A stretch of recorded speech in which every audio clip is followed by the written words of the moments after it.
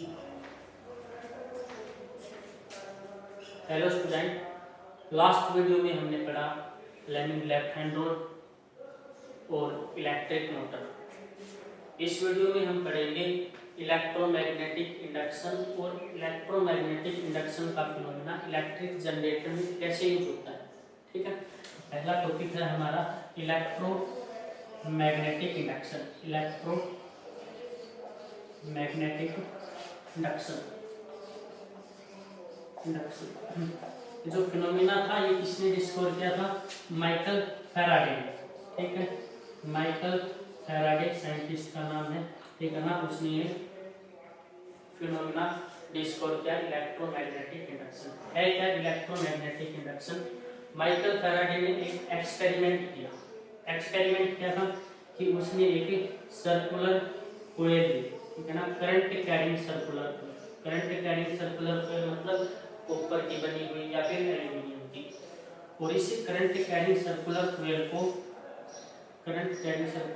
उसने कनेक्ट कर दिया गैल्वेनोमीटर से। ठीक है ना, गैल्वेनोमीटर से कनेक्ट कर दिया। अब हमने दो चीजें पढ़ी थी पहले, एमीटर, वोल्टमीटर। एमीटर क्या है? जो इलेक्ट्रिक करंट को मेजर करे। वोल्टमीटर क्या है? जो इलेक्ट्रिक पोटेंशियल को मेजर करे। गैल्वेनोमीटर क्या है? गैल्वेनोमीटर क्या करेगा?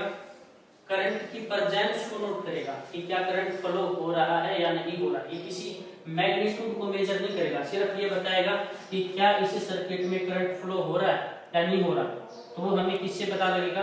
गैल्वेनोमीटर से। तो गैल्वेनोमीटर क्या है? गैल्वेनोमीटर ऐसी डिवाइस है जो करंट की प्रेजेंस को डिटेक्ट करती है।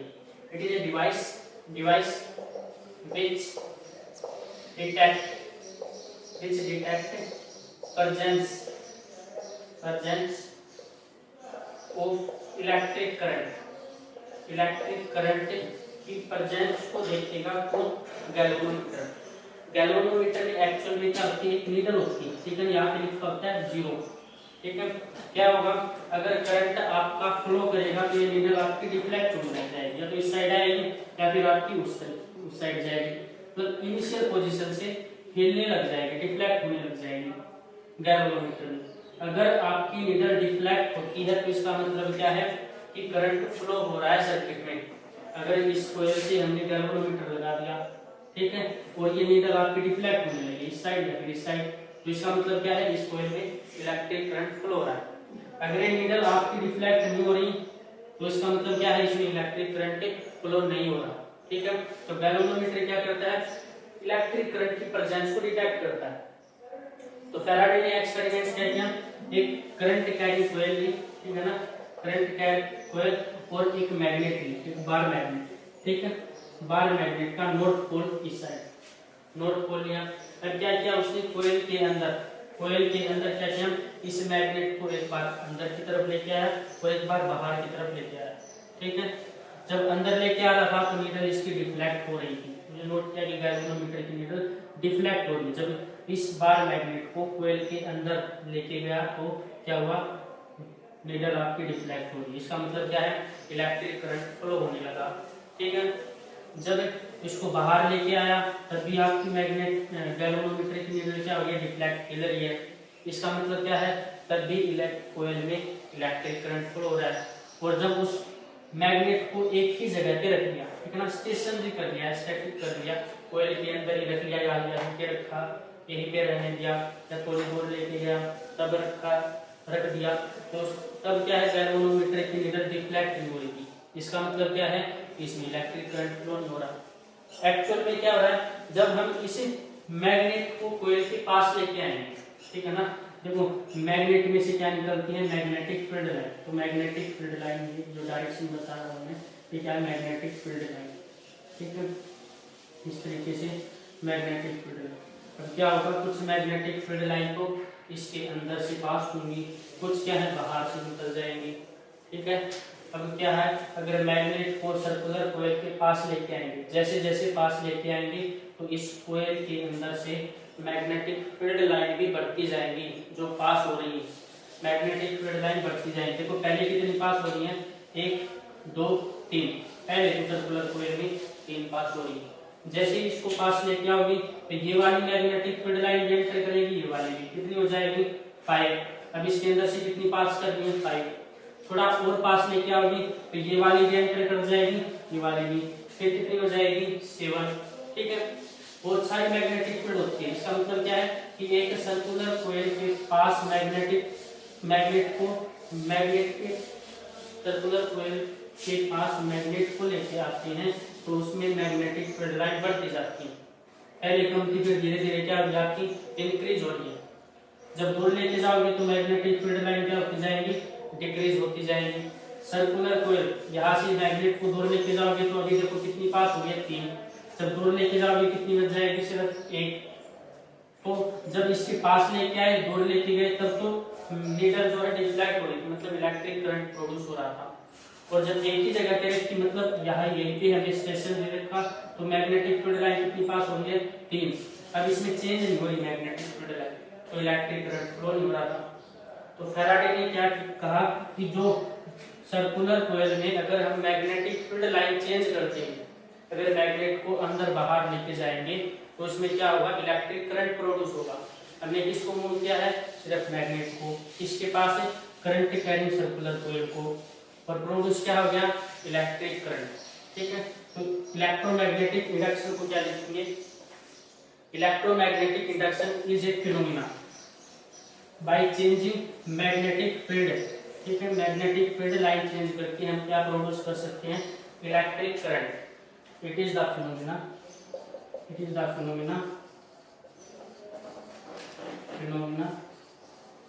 by producing of an EMF, producing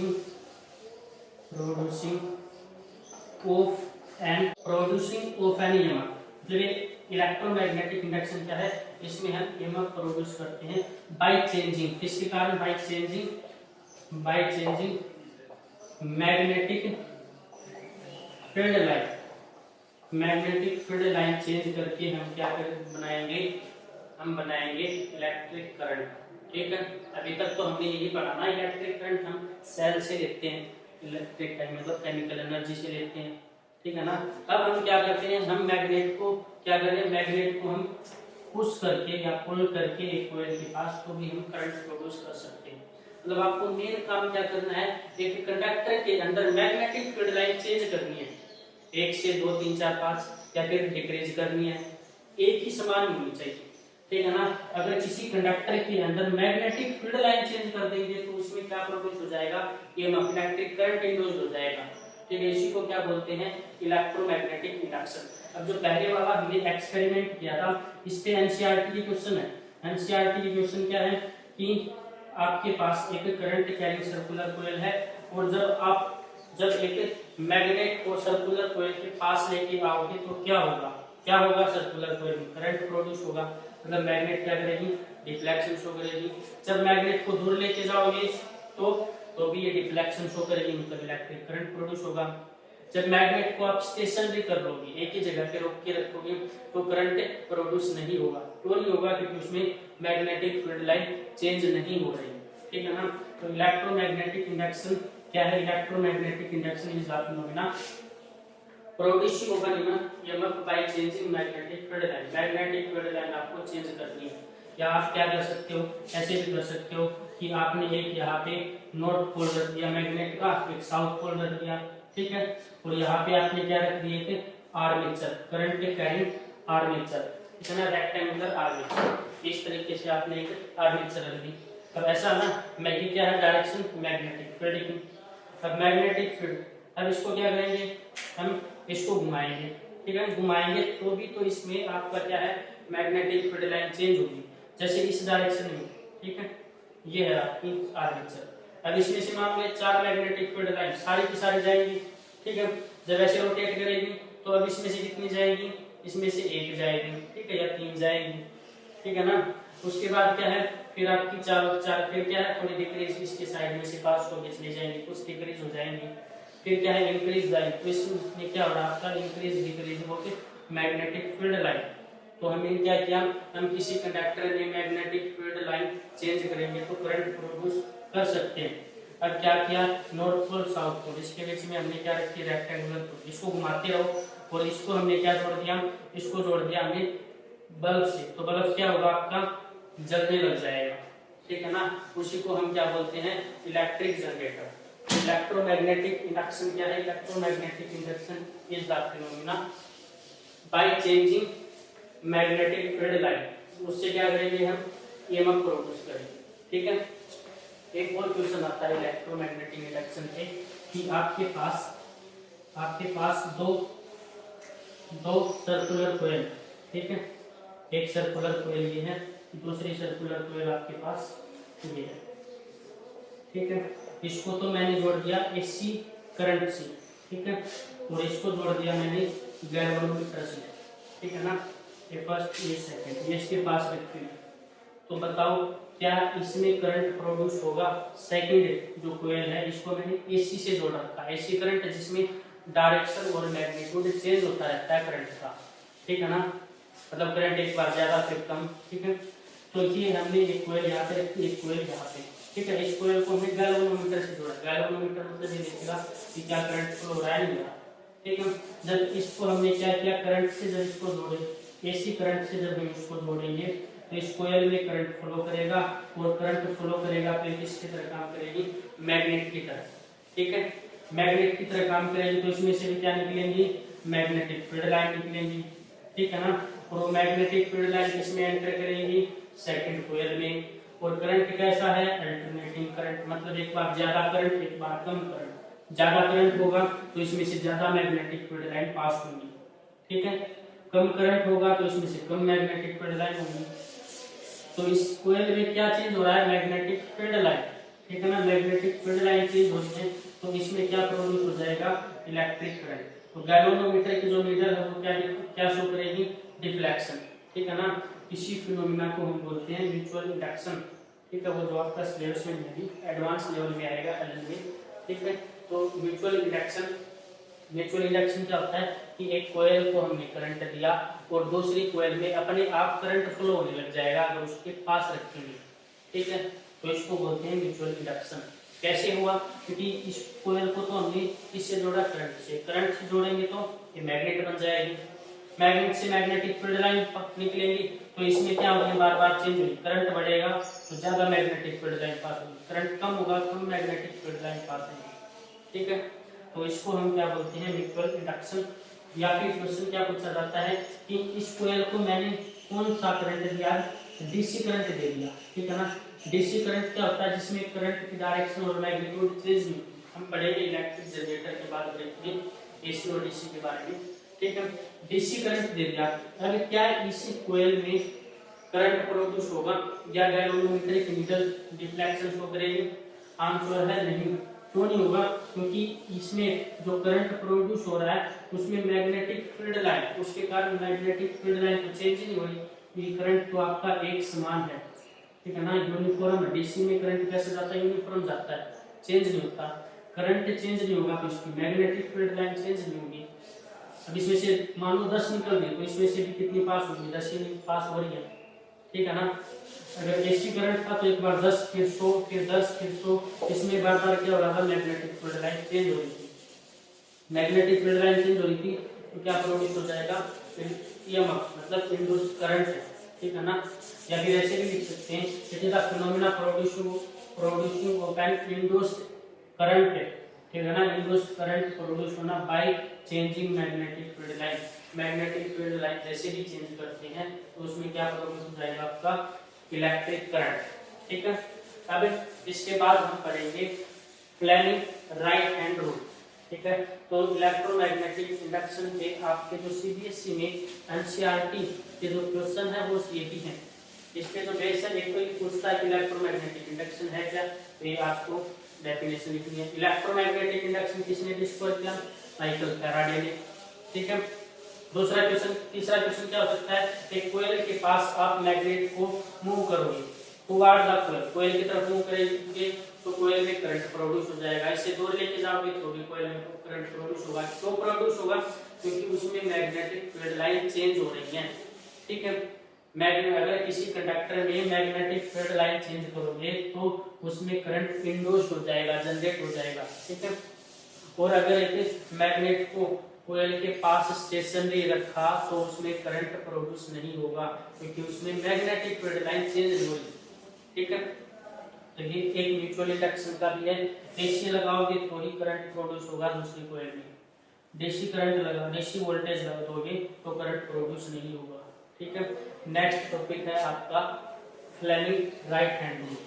तो फैराडे ने तो सिर्फ यही बताया है कि अगर किसी करंट कैरिंग कोयल में या कंडक्टर में मैग्नेटिक फील्ड लाइन चेंज कर दोगे तो करंट प्रोड्यूस हो जाएगा। अब किस डायरेक्शन में प्रोड्यूस होगा वो बताइए लेंजिस में, ठीक है। लेंजिस लॉ हम पढ़ेंगे एडवांस लेवल पे, मतलब ये फाउंडेशन है। लेंजिस लॉ वैसे 10th के सिलेबस में नहीं है, सिर्फ माइकल फैराडे इलेक्ट्रोमैग्नेटिक इंडक्शन ही है, ठीक है ना। जब 11th का एडवांस हम पढ़ेंगे तो उसमें लेंजिस लॉ पढ़ेंगे, इस डायरेक्शन में प्रोड्यूस होगा करंट एंटी क्लॉकवाइज क्लॉकवाइज, वो किसने बताया, लेंजिस ने। नेक्स्ट है आपका topic Fleming right hand rule. Fleming's right hand rule, ठीक है। Fleming right hand rule. देखो फ्लेमिंग लेफ्ट हैंड रूल हमने पढ़ा था कि फादर मदर चाइल्ड, अंगूठा किसकी डायरेक्शन देगा, फोर्स की, फर्स्ट फिंगर मैग्नेटिक फील्ड की, मिडिल फिंगर करंट की। और फ्लेमिंग राइट हैंड रूल में हमें क्या है, हमारा राइट हैंड यूज करना है, ठीक है। अब राइट हैंड का थंब, फर्स्ट फिंगर और मिडिल फिंगर इस तरीके से स्ट्रेच करनी है कि वो एक दूसरे के परपेंडिकुलर हो। जैसे थंब और फर्स्ट फिंगर परपेंडिकुलर है, ठीक है। फर्स्ट फिंगर और मिडिल फिंगर ये एक दूसरे के परपेंडिकुलर है इस तरीके से, ठीक है। तो इस तरीके से स्ट्रेच करना है आपको, ये एक दूसरे के परपेंडिकुलर हो। Stretch your thumb, first finger and middle finger such that they are perpendicular to each other, ठीक है। तो अंगूठा हमें किसकी डायरेक्शन देगा, अब चेंज हो जाएगा। फ्लेमिंग लेफ्ट हैंड रूल में किसकी डायरेक्शन देता था, अंगूठा फोर्स की। राइट में क्या देगा, थंब किसकी डायरेक्शन देगा, thumb represent the direction of motion of conductor, motion of conductor, motion of conductor, ठीक है। फर्स्ट फिंगर जो है आपकी वो किसकी डायरेक्शन देगी, वही सेम मैग्नेटिक फील्ड की जो हमने पढ़ा था Fleming left hand rule. Middle finger, ठीक है, मिडिल फिंगर किसकी डायरेक्शन देगी, डायरेक्शन देगी हमें इलेक्ट्रिक करंट की, इलेक्ट्रिक करंट, ठीक है, इलेक्ट्रिक करंट की। तो फ्लेमिंग राइट हैंड रूल लगाना कब है, जब हमें मोशन ऑफ कंडक्टर की डायरेक्शन देखनी है तो हम लगाएंगे फ्लेमिंग राइट हैंड रूल, ठीक है ना। देखो 3 रूल हैं आपकी। पहला रूल हमने पढ़ा था right hand thumb rule. Right hand thumb rule क्या है, हमें डायरेक्शन देता है मैग्नेटिक फील्ड की, कि थंब को इस तरीके से सेट करोगे तो थंब तो किसकी डायरेक्शन में हो, करंट की डायरेक्शन में हो, और जिस साइड उंगलियां घूमती है वो डायरेक्शन किसकी मिलेगी, आपकी डायरेक्शन मिलेगी मैग्नेटिक फील्ड की। सबसे पहला हमने पढ़ा राइट हैंड थंब रूल, किसकी डायरेक्शन देता है, शॉर्ट में पूछता है किसकी डायरेक्शन देगा right hand thumb rule, magnetic field की। उसके बाद हमने पढ़ा Fleming left hand rule. Fleming left hand rule किसकी डायरेक्शन देता है, फोर्स की, मतलब फोर्स की डायरेक्शन फाइंड आउट करनी है आपको, तो Fleming left hand rule Fleming left hand rule लगाना पड़ेगा।